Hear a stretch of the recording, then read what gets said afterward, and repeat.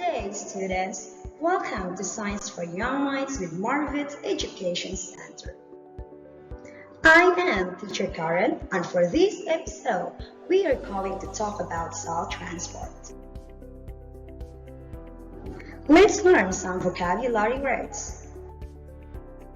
Here are some vocabulary words that you need to take note. Are you ready? Here we go. 1. Cell transport. 2. Passive transport. 3. Active transport. 4. Osmosis.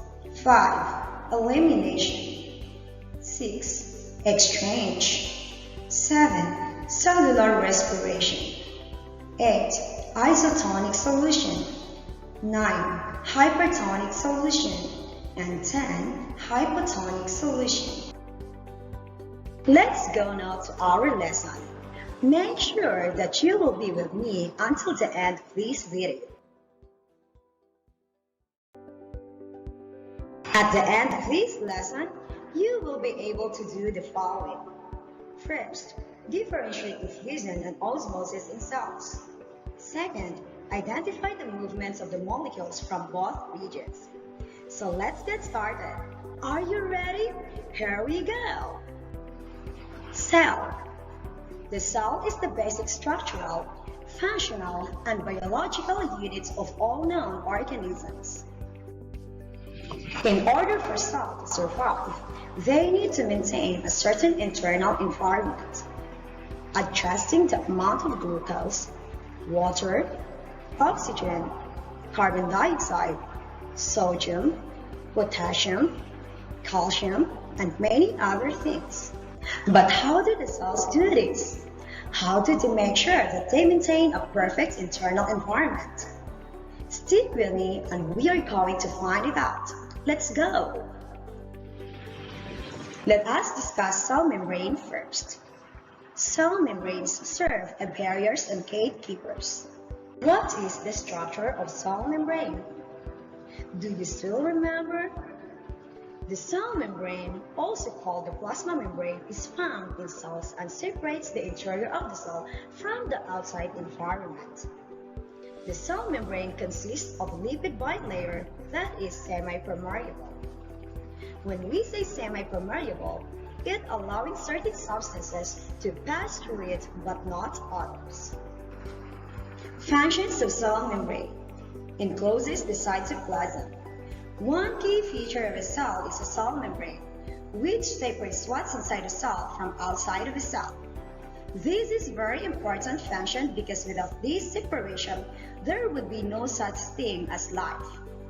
So, you see class, cell membrane is very important for all of us. The cell membrane controls the movement of materials in and out of the cells. And this movement is what we so-called passive transport.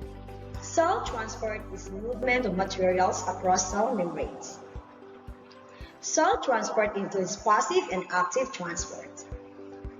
Active transport requires energy, whereas passive transport does not require energy. Proceeds through osmosis and diffusions. Cells take in useful substances and eliminate unwanted waste materials in many ways. Two examples are by diffusion and osmosis, and these processes are we call passive transport. Passive transport is the movement of a substance from a high to a small concentration and does not use energy. Diffusion. Diffusion occurs when particles spread. Diffusion is the movement of the molecules from the region of a higher concentration to a lower concentration. Okay, students, can you think of example of diffusion? Right, water and dye.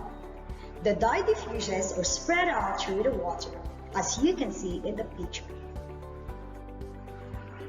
Another example of diffusion is perfume. When a bottle of perfume is opened in the room, the people around can smell this perfume. Another example is the gas exchange in leaves. So plants use carbon dioxide and produce oxygen during photosynthesis. And the last one is the absorbing nutrients. The small intestine uses a chemical process called diffusion to extract nutrients. Now let's go to osmosis. Do you know what is this? Alright. Osmosis is the movement of water molecules from a region of a higher concentration to a lower concentration until the concentration will become equal on either side of the membrane.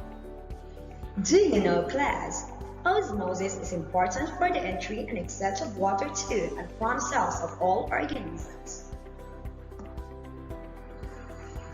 Can you give an example of osmosis? Alright. One example of osmosis is wilted flowers look fresh again after placing them in a fresh water. Okay, students, can you think another example of osmosis? Well done! Mango string when pickled and placed in salt water. Here are more examples of osmosis. 1. In our kidneys, water is reabsorbed by osmosis. 2. Preserving food with salt and sugar. The water is removed from the food, preventing growth of bacteria. Osmotic solutions. In biology, there are 3 different types of solutions that cells can be in: isotonic, hypotonic, and hypertonic. Different types of solutions have different impacts on cells due to osmosis. Osmotic solutions. 1. Hypertonic solution. When there is more water inside the cell, water will move out of the cell, causes the cell to shrink. 2. Hypotonic solution. When there is more water outside the cell, water will move into the cell, causes the cell to swell or expand. And 3. Isotonic solution, when both sides of the cell's membranes are at equilibrium. So class, that's the end of our lesson about cell transport, osmosis, and diffusion. Happy learning, everyone! See you in the next episode. Bye-bye!